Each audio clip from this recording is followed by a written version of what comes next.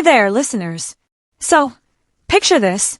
You wake up one day thinking your family's just a little offbeat, maybe a bit dysfunctional, but still, family. Then, out of nowhere, they hit you with something so cold, so calculated, it feels like someone just punched your soul. That's exactly what happened to me, Clara Bennett, and today I'm going to take you through the twists and turns of my life after the day my parents left me nothing. Literally nothing. No inheritance, no explanation, just humiliation served on a silver platter. If you've ever felt invisible in your own family, or betrayed by the people who are supposed to love you most, then buckle up, because this story is for you. Hit that subscribe button, leave a comment, and stick around till the end.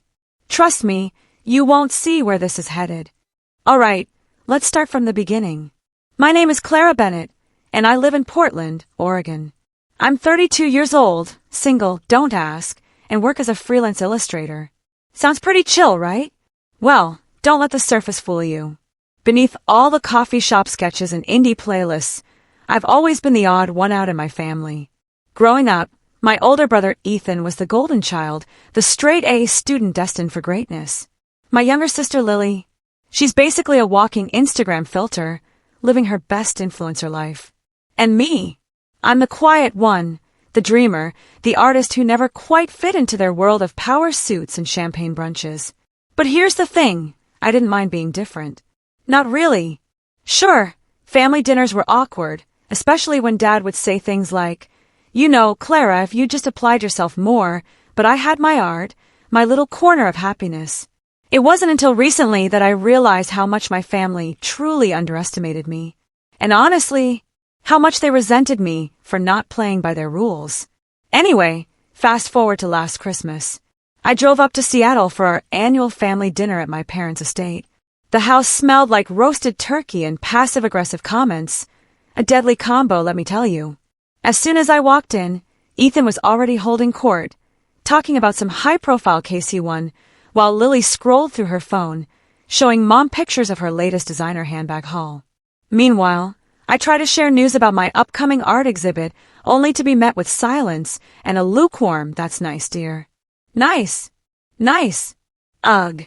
Looking back now, I should have seen the writing on the wall. But hey, hindsight's 20/20, right? Okay, so let's talk about that dinner, the one that set everything in motion. Like I said earlier, it started off normal enough. Well, as normal as things can get when your dad spends half the meal grilling you about why you're wasting your potential. Classic Richard Bennett move.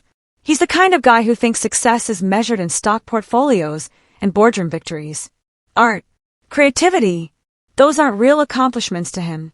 Nope, just hobbies for people who can't hack it in the real world. Then there's my mom, Margaret. On paper, she's sweet, bakes cookies, decorates the house for every holiday, sends birthday cards with handwritten notes. But beneath that polished exterior lies a woman who thrives on appearances. Everything has to look perfect, even if it means sweeping uncomfortable truths under the rug. At dinner, she kept steering the conversation toward Lily's social media following, gushing over how proud she was of her brand. Meanwhile, I sat there poking at my mashed potatoes, wondering if anyone would notice if I slipped away to the bathroom and stayed there for the rest of the night. And Ethan?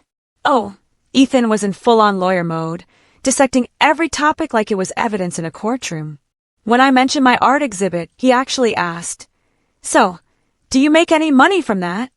Can you believe that? Money. As if the value of what I do could be reduced to a dollar sign. I wanted to scream, to throw my wine glass across the room and yell, "It's not about the money." But instead, I smiled politely and changed the subject. By the time dessert rolled around, I was exhausted. Exhausted from trying to prove myself, exhausted from feeling invisible, and exhausted from pretending everything was fine when it clearly wasn't. Little did I know, though, that this was just the tip of the iceberg.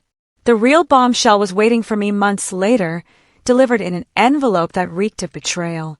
Alright, listeners, grab your tissues because this next part hits hard. Fast forward a few months after that disastrous Christmas dinner. Life was moving along as usual. I was working on commissions, binge-watching true crime documentaries, and generally keeping to myself. Then one day, I checked my mailbox and found a letter. Handwritten, no less. From my parents. Now here's the kicker. My parents never send letters. They text, they email, they call occasionally, but handwritten notes. That's reserved for weddings, funerals, and other major life events. So naturally, my first thought was, what fresh hell is this? I opened it cautiously, half expecting to find an invitation to another awkward family gathering.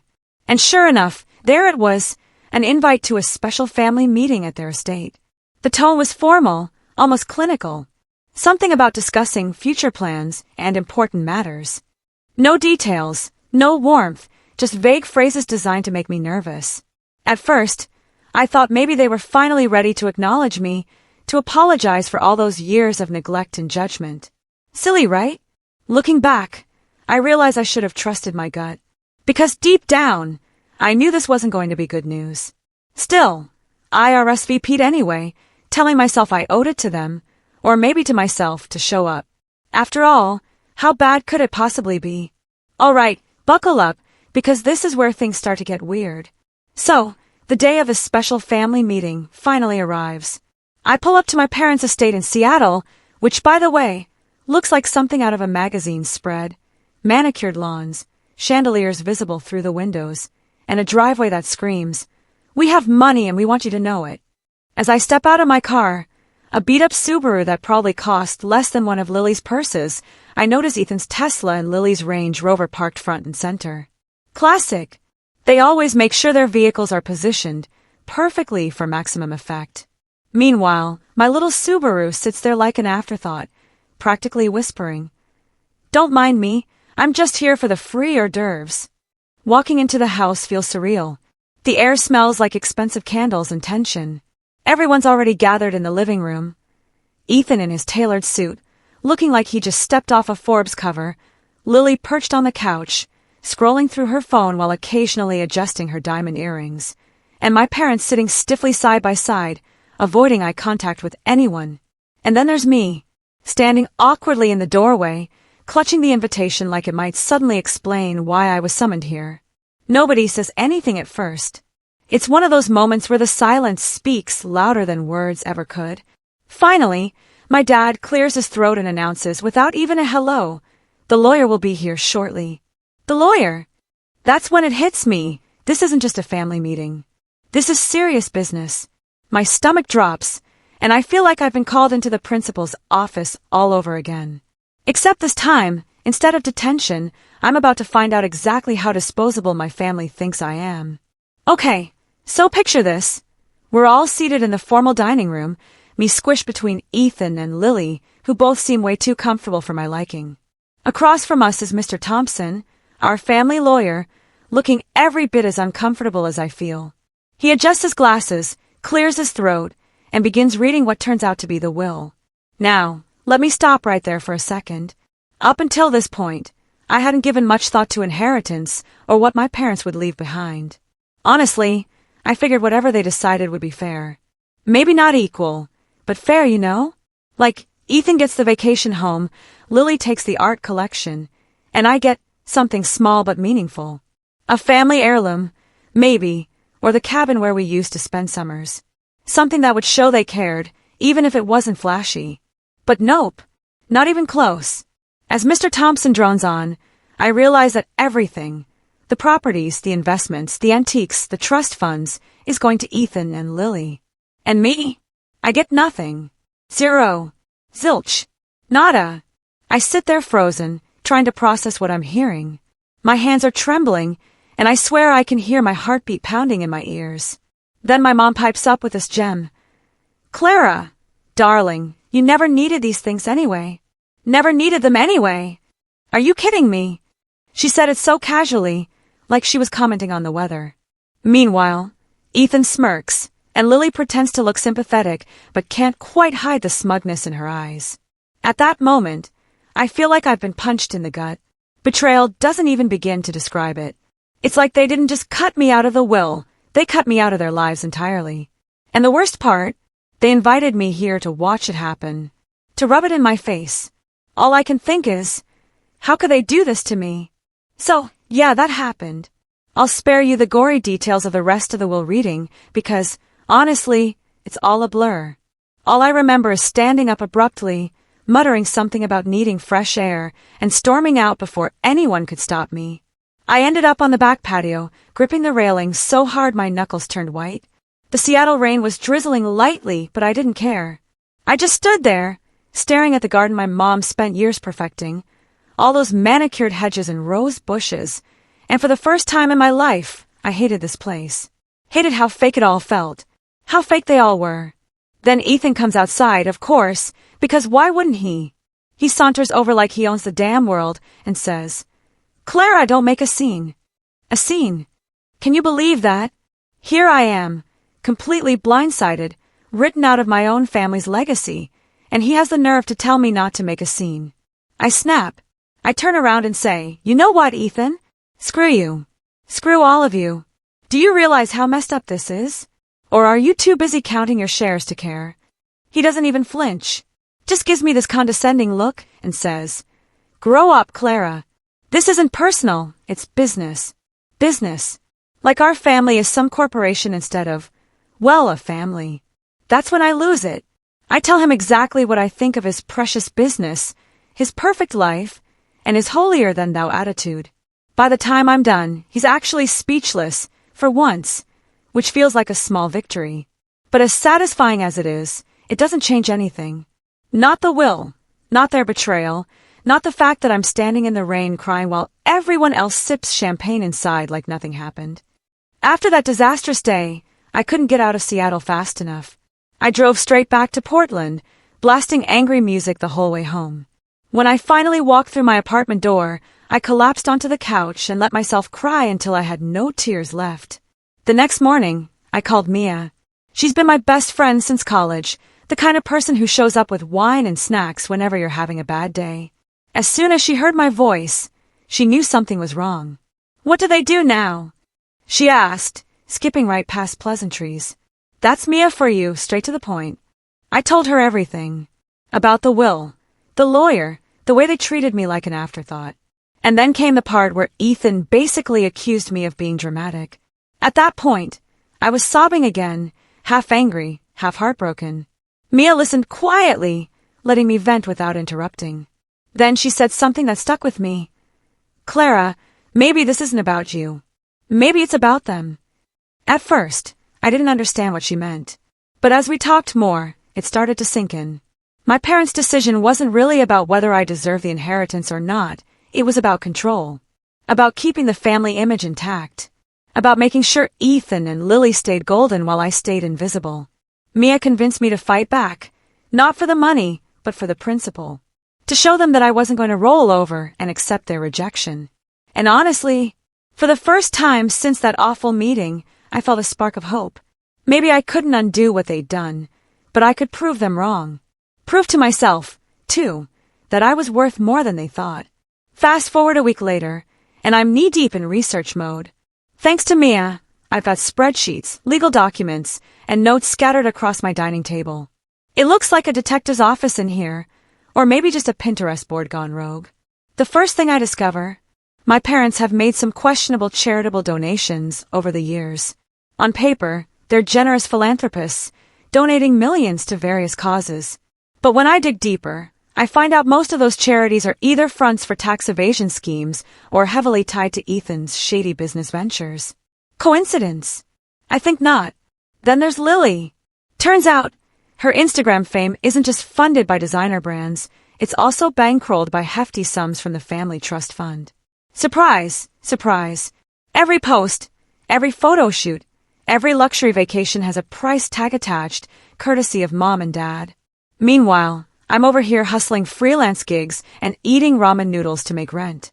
But the real bombshell comes when I stumble across a document buried deep in some old files, a second will. According to this version, dated years ago, I'm listed as an equal beneficiary alongside Ethan and Lily. Equal. Can you imagine? Me, Clara Bennett, getting the same share as Golden Boy Ethan and Queen Bee Lily. Except, of course, this will mysteriously disappeared right before the official reading. Someone went to great lengths to erase it, and suddenly, everything clicks into place. This wasn't just negligence.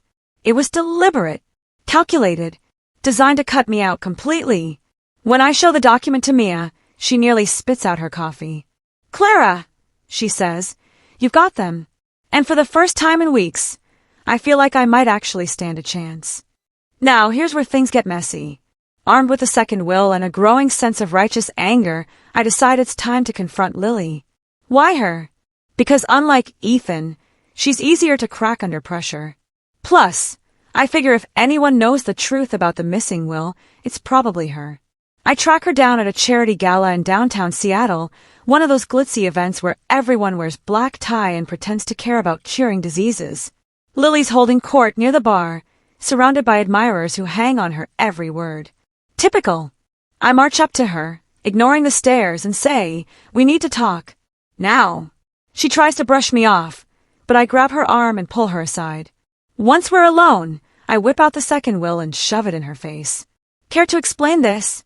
I demand. For a split second, she looks genuinely shocked. But then she recovers, plastering on that fake smile of hers. "Oh, Clara," she says sweetly, "where did you find that old thing?" "It's ancient history." Ancient history? Seriously? I press harder, accusing her of knowing exactly what happened to it. At first, she denies everything, but eventually, she slips up. In her usual dramatic fashion, she blurts out, "Fine. I may have mentioned to Mom and Dad that it wasn't fair you got the same amount as us. Is that such a crime?" And just like that, the pieces fall into place. Lily manipulated them into cutting me out. She planted the seed of doubt, knowing full well how much they value appearances. Suddenly, I'm seeing red. I want to scream, to shake her, to make her understand how cruel she's been.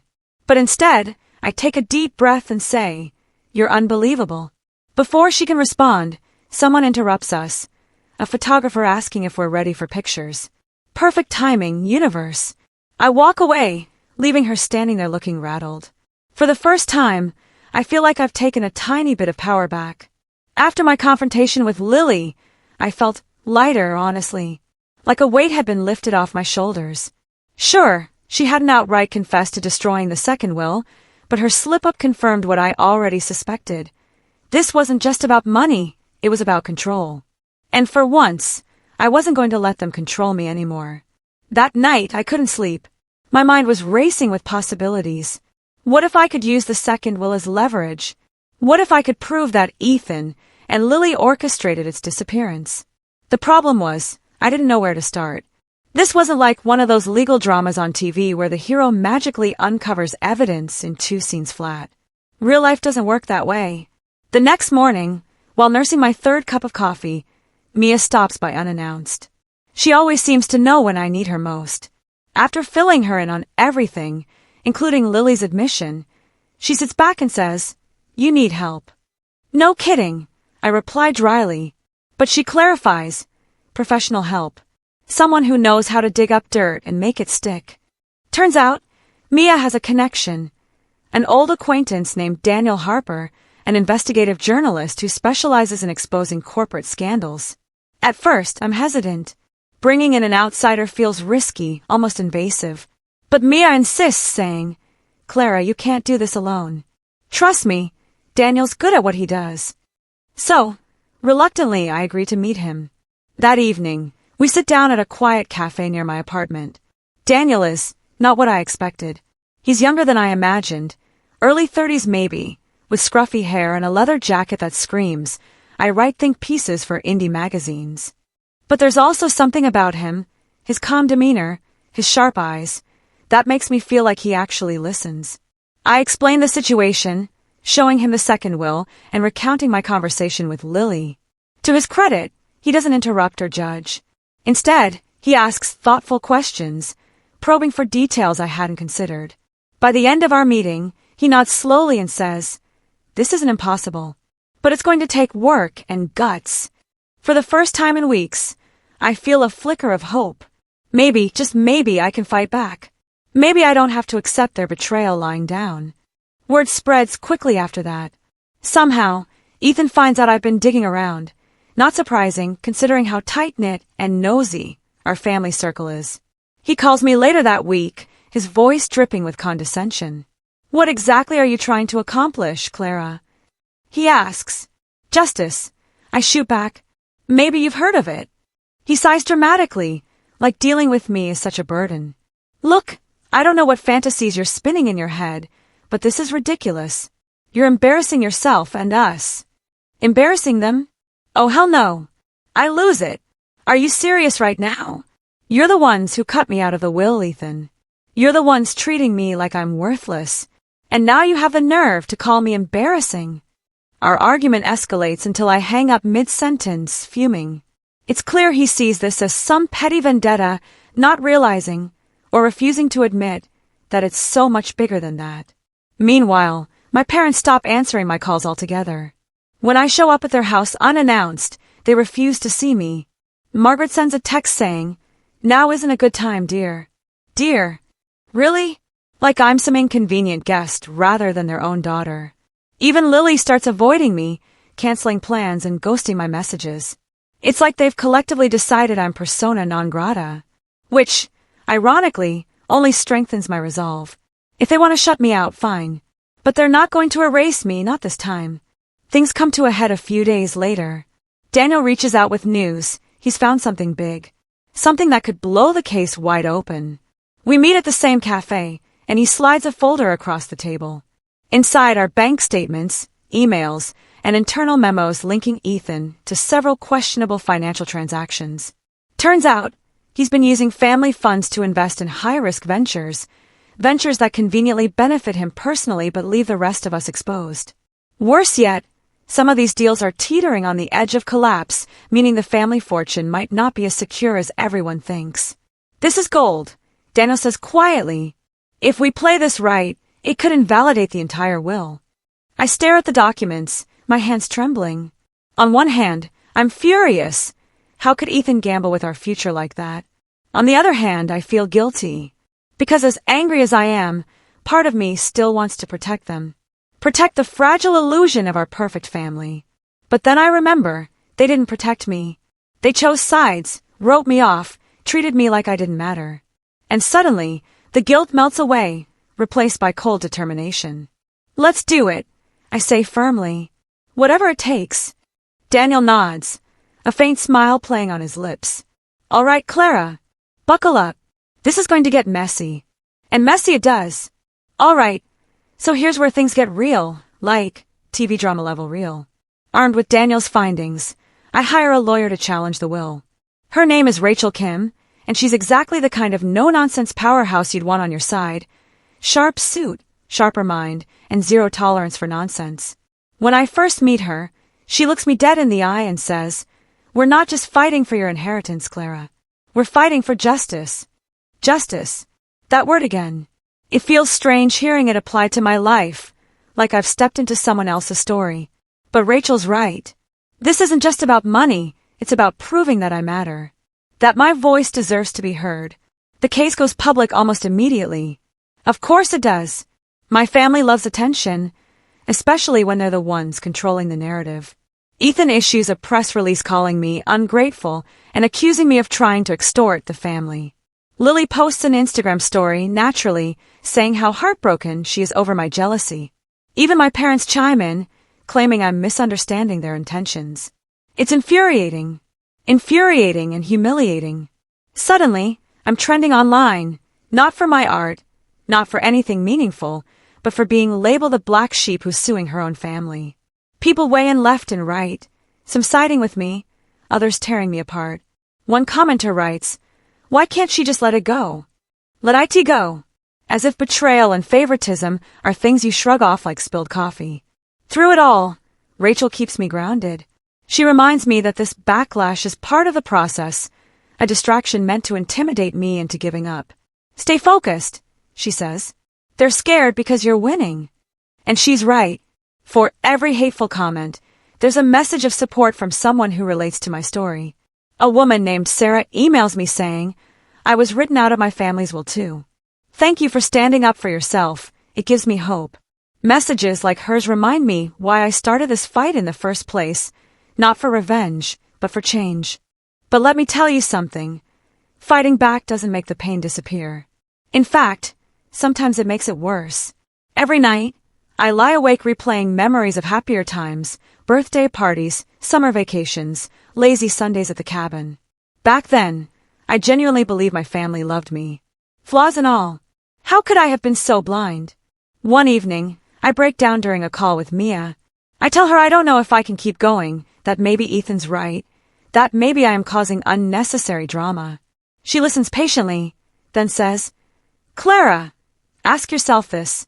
If you walk away now, will you ever forgive yourself? Her words hit me like a freight train. Because the truth is, walking away would be easier, safer, but it wouldn't fix anything. It wouldn't erase the hurt or validate my worth. And honestly, I'm tired of running, tired of letting them define me. Still, doubt lingers. What if I lose? What if the court sides with them, confirming everything they've ever said about me? The thought terrifies me, but Daniel reassures me, reminding me that we have solid evidence. You're not alone in this, he says. We'll get through it together. His support means more than I can put into words. Over the past few weeks, he's become my rock, someone I trust completely. There's even chemistry between us. Subtle, unspoken, but definitely there. Part of me wonders if it's smart to lean on him so much, given everything that's happening. But another part, the stronger part, knows I need him. Not just as an ally, but as a friend. The trial kicks off with a bang, or rather a bombshell. On the second day of proceedings, Rachel drops a major piece of evidence, audio recordings of conversations between Ethan and our dad. Turns out, Ethan orchestrated the disappearance of the second will, convincing Richard that leaving me equal shares would ruin the family's reputation. When the courtroom hears the tapes, you could hear a pin drop. Ethan tries to deny it, of course, but his face says it all. He's trapped, exposed, and utterly humiliated. For once, he's not the polished corporate lawyer everyone admires. He's just a desperate man scrambling to save face. But the revelations don't stop there. During cross-examination, Lily cracks under pressure and admits she pressured our mom to cut me out, citing concerns about image management. Image management? Like I'm some PR crisis instead of their daughter. The final blow comes when Rachel presents documents showing how Ethan's risky investments have drained nearly half the family fortune. Our parents look devastated, like their perfect world is crumbling around them. For years, they've clung to the illusion of wealth and success, only to discover it's built on shaky ground. As the judge adjourns the session, I feel a mix of emotions: relief, vindication, sadness. Relief because the truth is finally out. Vindication because I was right all along. Sadness because deep down I still love them. Despite everything, they're my family. Or at least they used to be. After the trial, the fallout is swift and brutal. Ethan faces professional consequences, including a formal investigation by the Bar Association. His clients abandon him, and his once spotless reputation is tarnished beyond repair. Meanwhile, Lily loses sponsors and followers after brands distance themselves from her toxic image. My parents, however, handle it differently. Margaret reaches out one evening, her voice trembling as she says, "Clara, we need to talk." At first, I hesitate. Do I really want to open that door again? But something in her tone softens my resolve. We meet at a quiet cafe downtown. She looks older, frilier, like the weight of a scandal has aged her overnight. "I'm sorry," she says simply. No excuses, no justifications, just an apology. For a moment, I don't say anything. I just sit there, staring at her, wondering if she truly understands what she's apologizing for. Finally, I respond, "Mom, it wasn't just about the money. It was about feeling invisible. Like I didn't belong." She nods, tears streaming down her face. "I see that now. And I failed you. All those years, I chose appearances over love. I'll regret that for the rest of my life." It's not a perfect reconciliation, but it's a start. A fragile bridge, rebuilt on honesty and vulnerability. As for Dad, he remains distant, unable, or unwilling to confront his role in all of this. But even that tiny step forward with Mom feels monumental. The trial concludes with the court invalidating the original will and reinstating the second document, the one that includes me as an equal beneficiary. Legally, I win. Financially, I inherit far more than I ever imagined. But emotionally, I've already walked away richer. Instead of hoarding the money, I decide to donate most of my share to causes close to my heart: arts education programs, mental health initiatives, women's shelters. It feels good knowing I can use this unexpected windfall to make a difference. In the months that follow, I focus on rebuilding my life. My art gains recognition, leading to gallery shows and collaborations I never dreamed possible. I move into a cozy studio apartment downtown, filling it with plants, books, and sketches. Life feels lighter somehow, freer. Oh, and Daniel? Well, let's just say our partnership extends beyond the courtroom. We start dating casually at first, bonding over late-night talks and shared takeout orders. Then one evening, under the pretense of celebrating my latest exhibition, he surprises me with tickets to Paris. "What's this for?" I ask, laughing. He grins and says, "For surviving, for thriving, for being the strongest person I know." And for the first time in forever, I believe him. All right, let's talk about trust. How fragile it is, how hard it is to rebuild once it's broken. After everything that went down with my family, I wasn't sure if reconciliation was even possible. But here's the thing. Forgiveness isn't a switch you flip on overnight. It's more like a dimmer. You adjust it slowly, testing the light until it feels right. My relationship with Mom is still a work in progress. We meet for coffee every few weeks, talking about small things at first. The weather, her garden, my latest art project. Then one day, she says something that stops me cold. "I always loved your creativity, Clara. I just didn't know how to support it." Her words catch me off guard because, honestly, I've spent years assuming she didn't care. But now I realize it wasn't apathy, it was fear. Fear of failing me, of not knowing how to nurture a dream so different from her own. "It's okay, Mom," I tell her gently. "You're trying now. That means something." And it does. Our bond isn't perfect, but it's real. For the first time in forever, I feel like she sees me, not as a disappointment or an outsider, but as her daughter. As for Dad, well, he's quieter, more reserved.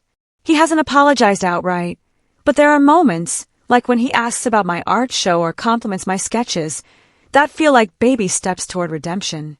It's messy, imperfect, and sometimes painful, but healing rarely follows a straight line. While my relationship with Mom improves, Ethan and Lily remain distant. Ethan avoids me entirely, too proud or too ashamed to reach out.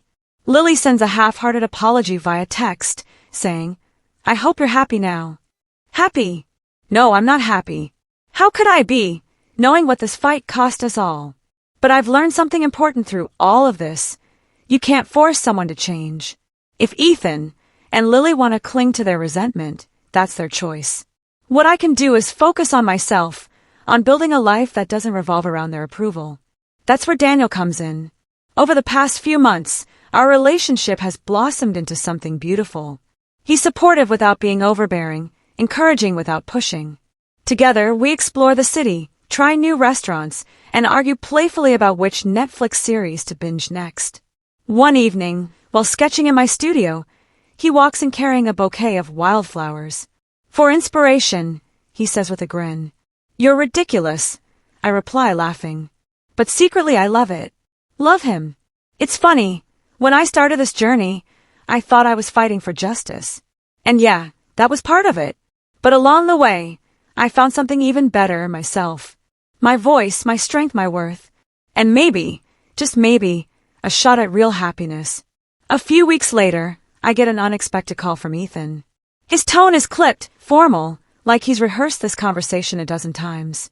"Clara, we need to settle some legal matters," he says. "What kind of legal matters?" I ask cautiously. He hesitates before admitting that his investments have tanked, leaving the family estate in jeopardy. Apparently, he needs my signature to liquidate certain assets and cover the losses. The irony isn't lost on me. After cutting me out of the will, they now need my help to save their precious fortune. Part of me wants to say no, to make them suffer for everything they've done. But then I think about Mom, about the fragile peace we've built. So instead I agree to a point. "I'll sign," I tell him, "but only if you acknowledge what happened. Publicly." There's a long pause on the other end. Finally, he mutters, "Fine." The public statement comes a few days later, buried deep in a press release. It's vague, impersonal, and clearly written by Ethan's PR team. Still, it's something. A small acknowledgement of wrongdoing, however reluctant. As for Lily, she reaches out shortly after, asking if we can start fresh. I meet her for lunch, mostly out of curiosity. She talks a lot but says very little, skirting around the elephant in the room. By the time dessert arrives, I'm exhausted. Lily, I interrupt finally. If you really want to move forward, you need to stop pretending none of this happened. She looks startled, then nods slowly. Okay, fair enough. It's not closure exactly. More like a truce. But for now, it's enough.